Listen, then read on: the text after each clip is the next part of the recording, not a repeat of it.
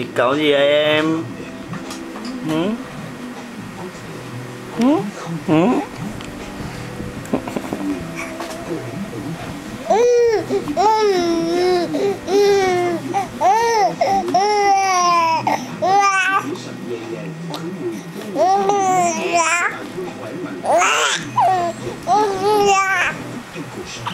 Hôm nay là ngày được 4 tháng 12 ngày rồi.